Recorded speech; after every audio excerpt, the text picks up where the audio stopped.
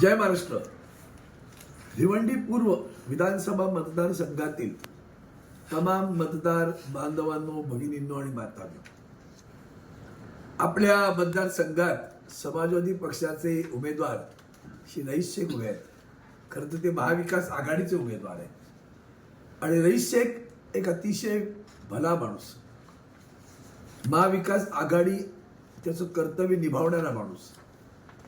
तो म्हणाला, मी अरविंद सावंत असं का म्हणतो, त्याचं कारण मी लोकसभेत निवडून आलो तर रईस शेख आमच्या मदनपुरा भायखळा मतदारसंघात त्यांना मानणारा मोठा वर्ग आहे.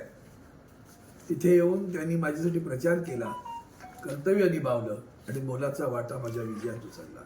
आज माझं कर्तव्य आपल्या सर्वांना आवाहन करणं. माननीय युवासेना प्रमुख आदित्यजी ठाकरे यांचे आवडते आमदार आहेत रईस शेख, एक विश्वासू माणूस, चांगला माणूस. त्यांनी स्वतः एक उद्दिष्ट धरलंय, धैर्य धरलंय की शिक्षणामध्ये क्रांती करावी, गोरगरीब मुलांना चांगलं शिक्षण मिळावं, त्याचा दर्जा उंच व्हावा आणि महिलांना सक्षमीकरण करावं, यासाठी ते प्रयत्नशील आहेत.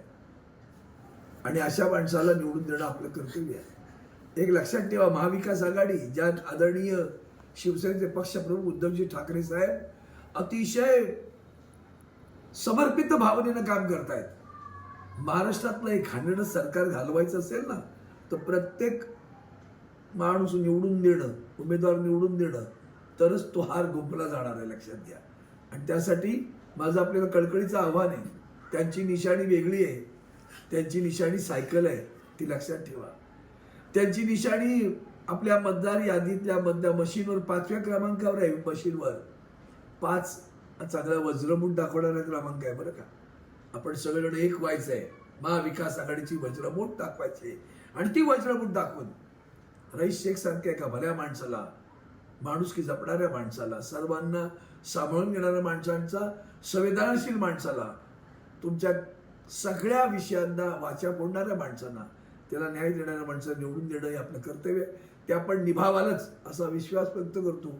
विसरू नका रईस शेख, विसरू नका सायकल, विसरू नका क्रमांक 5 आणि विसरू नका महाविकास आघाडीची वज्रमूठ. धन्यवाद.